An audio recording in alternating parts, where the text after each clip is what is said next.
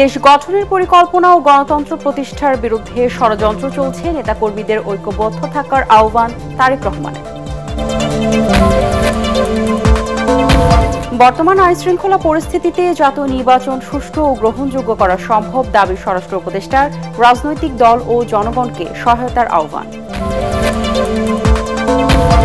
বগুড়ায় শুরু হয়েছে নির্বাচনী আমেজ। খালেদা জিয়া নাকি তারেক রহমান, কে হচ্ছেন গাবতলী শাহজাহানপুর আসনের কান্ডারি, ভোটারদের মধ্যে কৌতূহল।